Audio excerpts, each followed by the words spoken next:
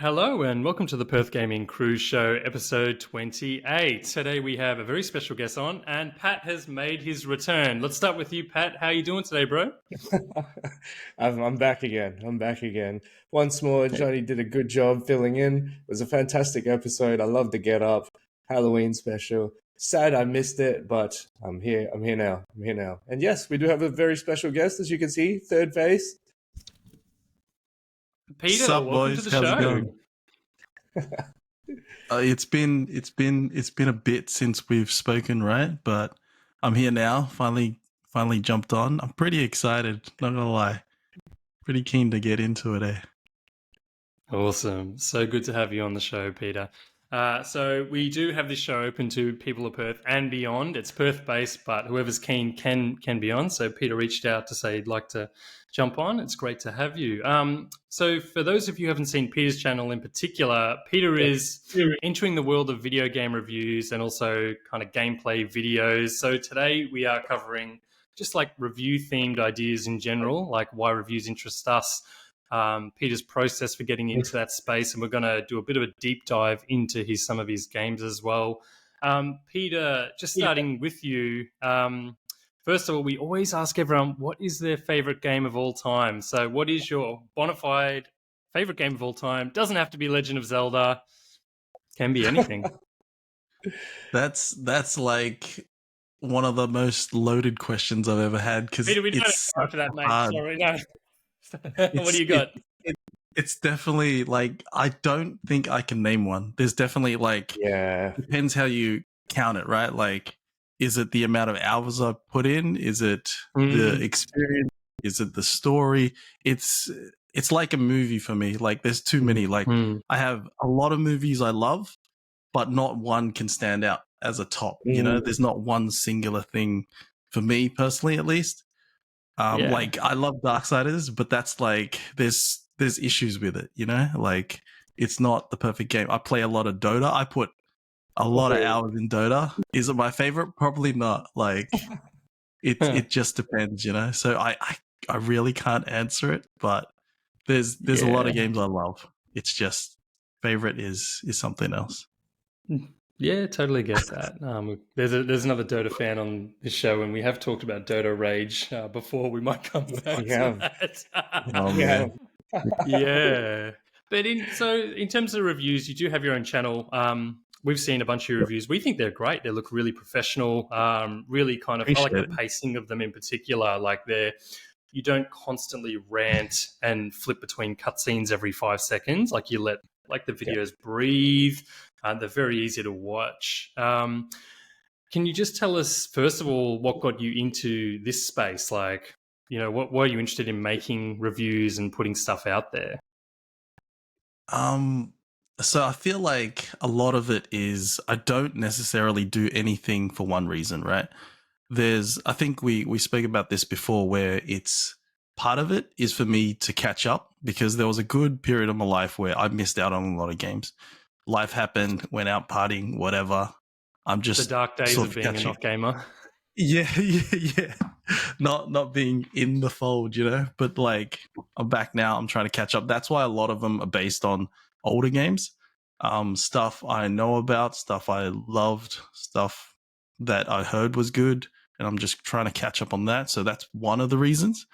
The other was, I've always been interested in games since I was super young. And I mean, back in the day, we didn't know we could make money from them. So that was also something.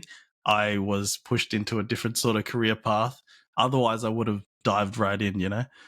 But I mean, here we are now. Games are such a big part of my life since I was so young. So I think it's just one of those things because I'm doing it anyway. So I figure I may as well do something constructive. I'm not great at writing, but I enjoy it. And the video editing, it's another skill I sort of want to take on. So all that sort of came together, and that's how I got into it, I guess. Nice. Yeah, no, that's great to hear. I mean, like, we're all of that era growing up, like, with that interest in gaming, not sure how to get in. And I think back in the day, there was that you become a graphic designer or you become a coder path, and there might be a university course in one of the capital cities in Australia, if you're lucky. That was my experience growing up anyway. But Pat, over to you, like talking about reviews to start with, like how do like game reviews kind of influence your decisions? And do you have any go-to sites? Do you look at the numbers for game reviews or the summaries? Like what are game reviews to you, and particularly including growing up? Yeah, no, fair enough. I mean, they're pretty important for me, absolutely, because they kind of shape what game, and if I decide to buy that game, only because I don't know if this is the same experience for you guys, but growing up, I was definitely a broke uni student, and it was either games or food. Like you're either having 2 weeks of like mee goreng, or if you buy that game. Yes. So like that's the trade off right there. So it was like sometimes one at the expense of the other. Would it be fair to say that? Yeah, exactly. You either trade like it's a trade off. So it was important for me to get the best value for money, and like enjoyment as well and all that. So essentially part of that is getting a good review. I visit the usuals. Like I don't visit anything super specific. Like I go IGN, like the usual games like this. But I've found now that I am leaning more towards like YouTube reviewers like yourself, Peter, because I feel like they include like it's a lot more objective, and I feel like there's no monetary sort of incentive for you to say anything especially good or especially bad about a certain game. Like I feel like it's just very objective and it's always going to be honest. And for the most part, these YouTube reviewers are pretty much like gamers like me. Like it's a lot more relatable. So when you do a review, I feel like for example your Warhammer one, there were a lot of points that you touched on that where I was like, hey, that's actually the shit I like. Like, it made me want to get that game. Whereas I think if I read like an IGN review of it, it probably would have gotten like a 4 out of 10. And I would have been like, oh, what the hell? Okay, maybe I won't get it. Whereas yours, you had the footage, you were very clear and like you had objective points of view. And I was like, yeah, nice, sick. And I'm probably going to get it, to be honest. So there you go. Yeah, nice, man. That's cool. I'm kind of similar with reviews. Like I like to like scroll the major sites. I'll look at like Destructoid or Kotaku, Polygon, GameSpot, stuff like that.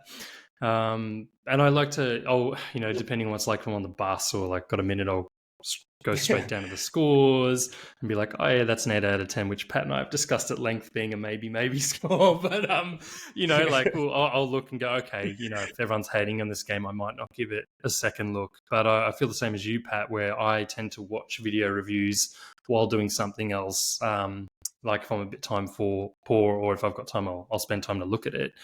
And Peter, what about you? Is that your preference too, while you're into like creating these video reviews, or do you still read and scroll through the news? I definitely don't read. Like it's when I can, and there's like those little infographics that pop up from Facebook or whatever where they might say a few words. I'll read that, but I generally don't go through and read a proper review. I generally actually don't buy at launch for the most part. Like with how things are, I mean, everyone's got a huge Steam backlog, I think. So usually I'm just trying to catch up anyway. A lot of the older games I enjoy, so I'm trying them out still. And with the review thing happening, it kind of keeps me busy. Having said that, I did buy, I think, Hogwarts and Jedi Survivor. Both, I feel like Hogwarts was really good.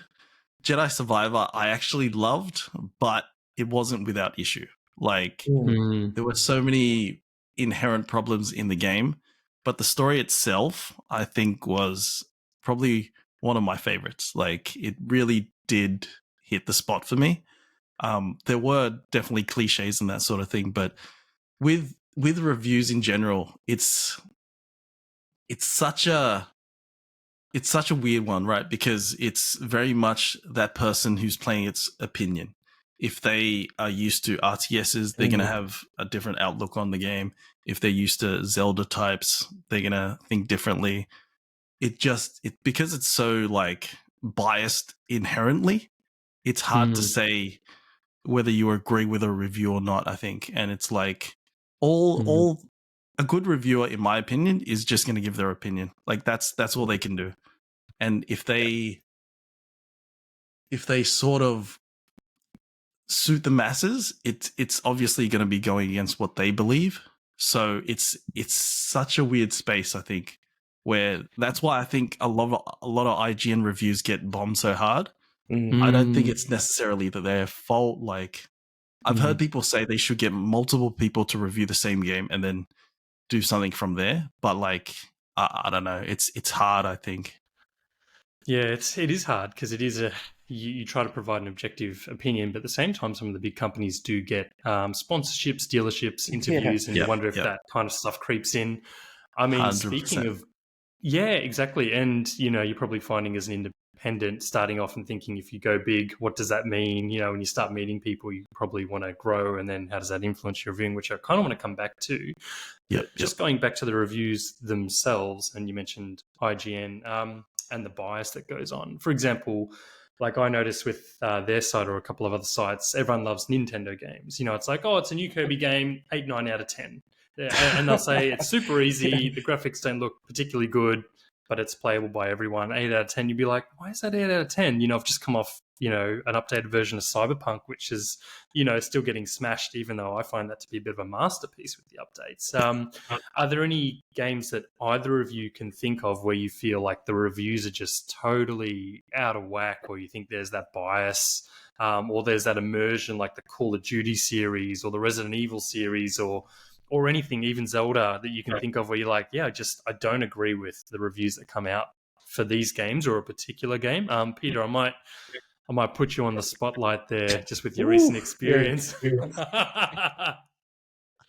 I don't think there's any particular I can think of. Yeah. Just because I generally, like, if it comes up on my feed, I'll look at it, but I don't really go diving into it.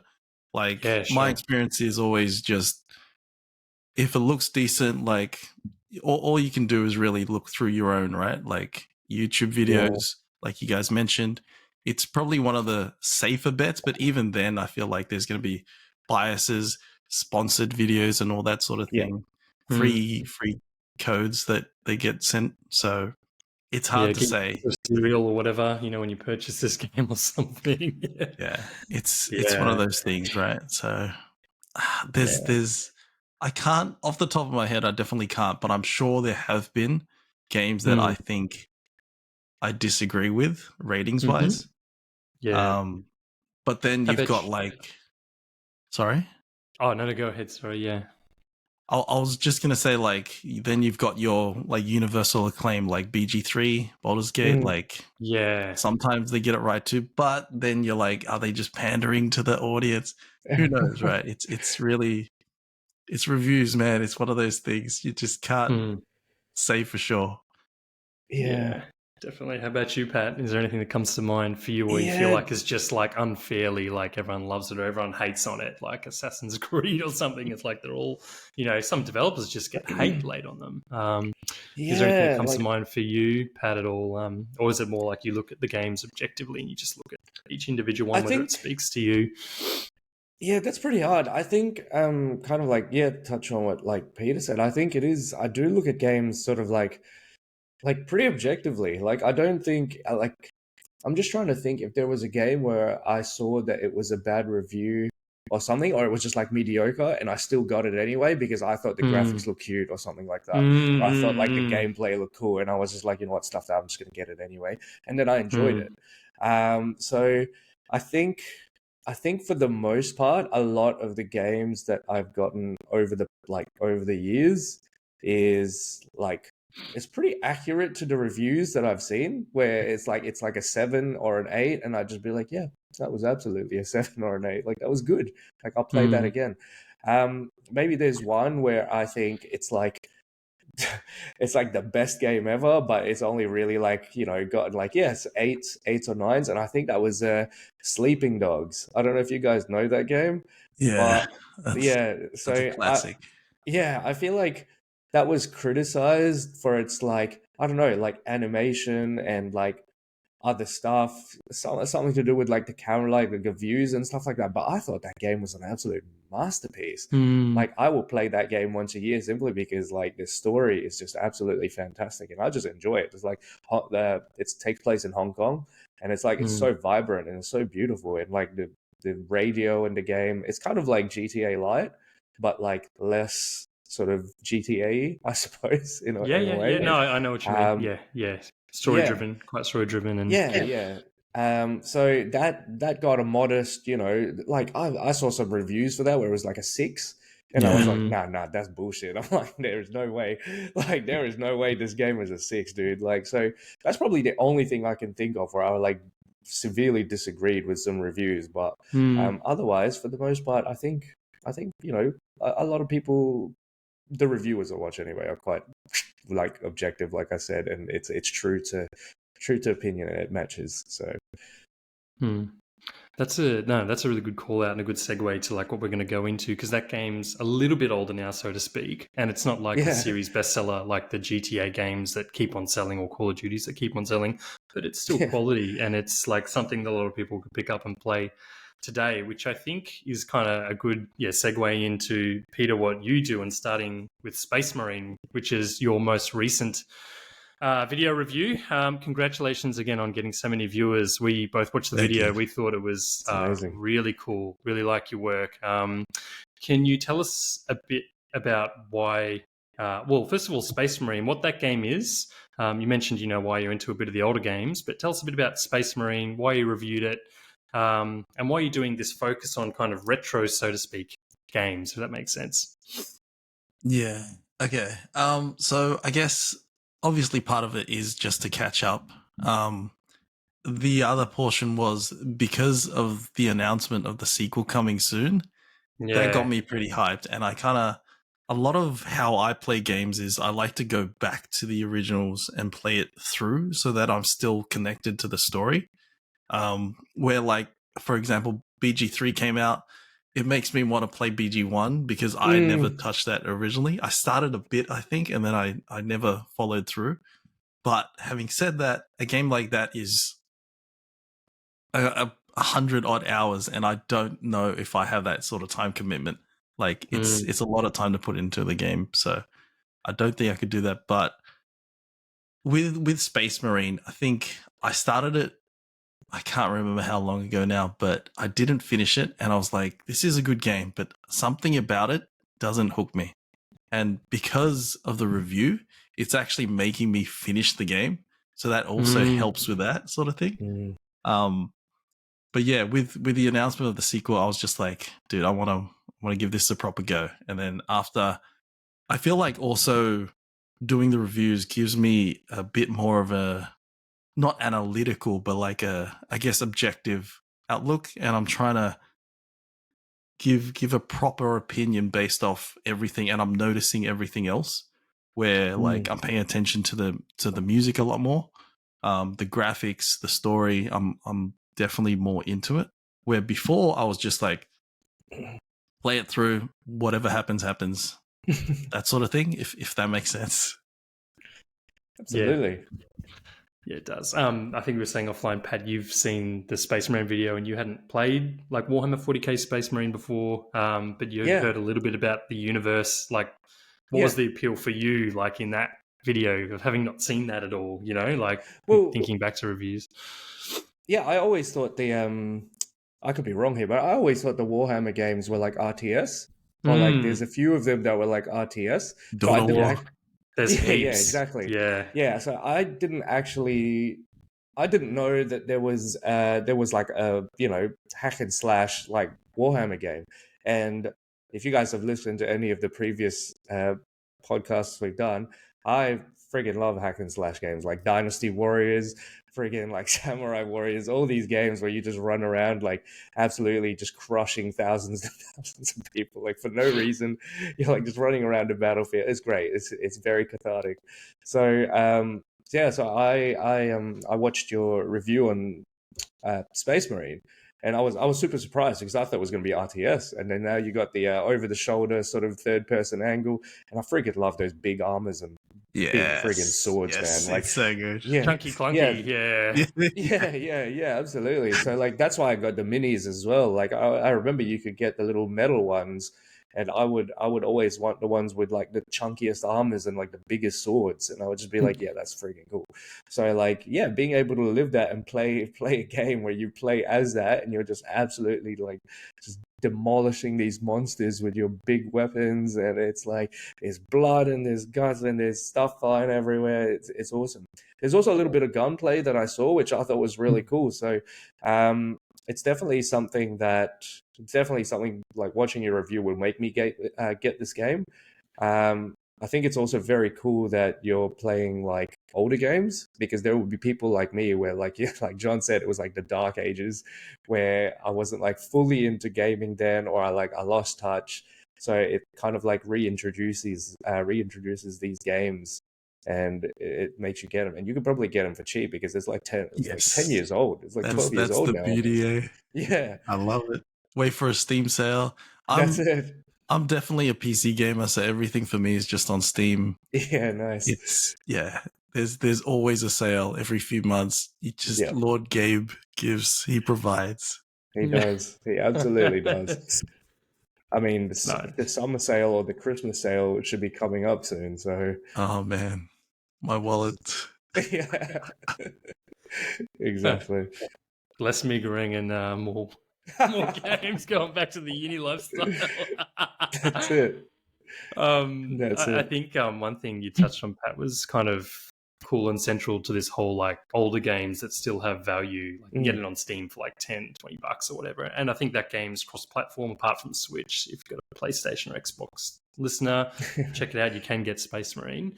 But there's something about the quality of some games that stands the test of time. And both you mentioned like Space Marine, it's that kind of like chainsaw over the shoulder shooter. Yeah.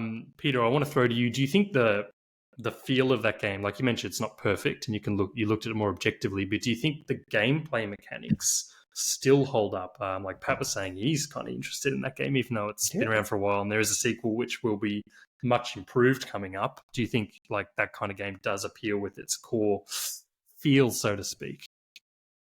I think so. I think with how I feel like games in general have grown so much now that they sometimes go too hard on the complexity, and it gets too like in your face with all these mechanics where sometimes you just want to go bash an orc or something, and like that's all you need. So I think that's also going back to the review process, right? Like it's not always fair reviewing games under the same sort of scale, because not every game has to be a 10 out of 10, right?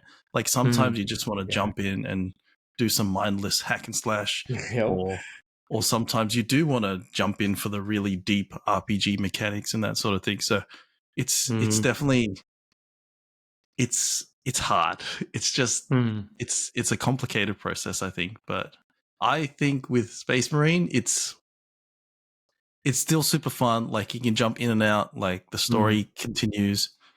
The story is not particularly long, but it keeps you engaged for me.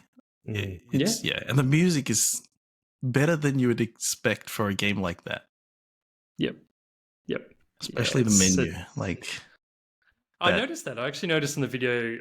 That's something I quite liked, where you spent a couple of minutes just focusing and showing the menu and letting that breathe, so to speak, without overanalyzing and over discussing. It was like, oh, it's simple and clean, and there's not 1,000 options to choose from and moving parts. And to me, that spoke quite boldly of the game and drew my attention. Is that something you found too? Yeah, I think it's just, and I couldn't really find a section where it was clean without all the other distractions. So I just like, the menu's got it. I'm just gonna, because even now, randomly, I might find myself going back and listening to a certain portion of the game and just like finding the soundtrack and listening there. Same with other games as well. But that, the menu music, I don't know what it is. Like Titus is just cool. It's just just like that's the thing I'm going to be, and that's the game, and it's cool. Nice. Well, I might do a quick pivot to one of the other games you reviewed, which is Hellblade: Senua's Sacrifice, which is kind of in the same boat that it's come out back in 2017, so a bit later than Space Marine. It is on all the major platforms, Switch included, although I don't know how it looks on that, and PC. There's a sequel in development, which is going to be a big ticket item for Xbox and PC players. So we know we have a couple of those listeners are like, what's coming up for us? Yeah.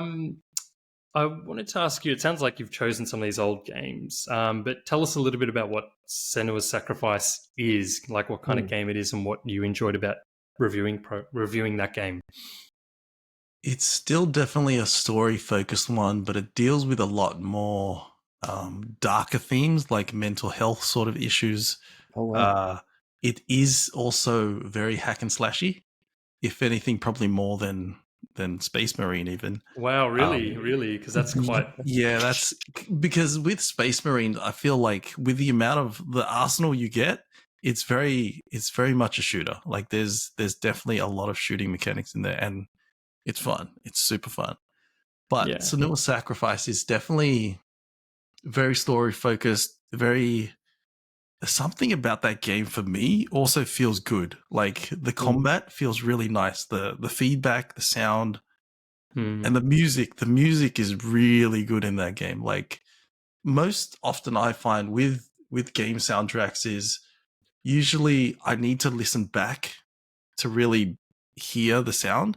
But with Senua's Sacrifice, the music was just like there the whole time, and it's constant, and it's like part of how you play. I think because if you play that game with headphones, I didn't, because it gets a bit scary for me. I'm not a horror guy, but if you play it with a proper headset, it's like very audio. I don't know what the word is, but like it's like a surround feel and thing. Yeah, it's very heavy on that sort of thing. So. Excellent game. Yeah, but cool. It's also not that long. Yeah. But Senua's Sacrifice is a good game, and the music in that, arguably, you'd say it's better than Space Marine, but it's very. It's a memorable one, hey. Nice. Yeah. Pat, have you come across Hellblade: Senua's Sacrifice? It's that kind of third-person Celtic Nordic. Have you seen this game at all? Heard much about it? No, actually. So yeah, I have not heard, maybe like the trailer or like just like teaser trailers for it when it was like coming out and stuff was really the only time I've heard of it. But 2017 for me was the Dark Ages. I was not gaming a whole lot. I think I was behind on consoles as well, potentially. Like I think PS4s and stuff like that were out, if I'm not mistaken. That was their generation. Yeah, I think that game came out on Xbox One and PS, although Peter could confirm that. I'm PC? I'm PC only. I don't remember dates that well. That's all right, friends. It is on it did come out on PlayStation 4 and Xbox, and is now on Switch, because Switch is like, that's 10 years old, it can run on our system, let's put it out there. So I haven't heard too much. I do know that it was sort of that Nordic / sort of Celtic kind of lore, I guess, in a way, which is always fascinating. And that's sort of the beauty of this, again, is that this is a game that I probably would have never thought about or seen until I see your review, and then I'm just like, oh shit, like this game's pretty sick. Like this game exists, and it's like it's just a good refresher, and that there are some gems that may have been missed in the past that still hold up and are still very good. So I don't was this game well received? I think it was, wasn't it? It was like solid 8s. Yeah, I think solid 8s, 9s from memory, something like that. But I think the issue is probably because it's I don't think they're even that small of a studio, but it feels more like an indie, and it's not it's not your Call of Duty. It's not going to sell a million copies. So I think, but because of word of mouth, I'm guessing that's why it's become so much of a bigger thing, and that's probably part of why they're doing a sequel. But it's definitely not. It's not Call of Duty. It's not. It's not. You would hope not. No, well, that's true. There's something in that in terms of like how well it did. Like it was critically successful, commercially less so, but still good enough to demand a sequel. And the development team was about 10 or 20 people. I remember with the first team. I don't know with the sequel. That's incredible. Yeah. That's I thought it was like 20. Yeah. Yeah, it's quite small and a remarkable Insane. achievement when you look at the game objectively like that. But Peter, one of the reasons I kind of wanted to highlight that video too, because it's not just a good example of a game you can go back to with the upcoming sequel that holds its value. It does touch on heavy themes like mental health, and we've discussed that on this show before. The lead character themselves is considered to be someone who's diagnosed with schizophrenia, so they hear auditory illusions. And there's actually a warning at the start, to just check your mental health and be careful, because this game was designed based on people who've got those experiences, those lived experiences, but also psychiatrists who work with clients. So it's a very bold, brave move to make a game like that. And I think that can limit the game's appeal, like whereas you can play Mario and throw Cap around and you don't have to think. What did you think with your playthrough of the game in terms of, do you think this is a game people have to take carefully before they get into it? And do you think that does limit the appeal if you're not in the right space to play this type of game? I think that's a hard one, eh? I think it's one of those. On one hand, it does limit in terms of if people do have those sort of issues, but on the other hand, I feel like it also broadens the ability of a game to show and display different sort of aspects of life, not just mental health, right? Like you've got I don't know if you guys remember Wii Fit, like that. I remember that, right? I don't know if you remember. Come on, Peter.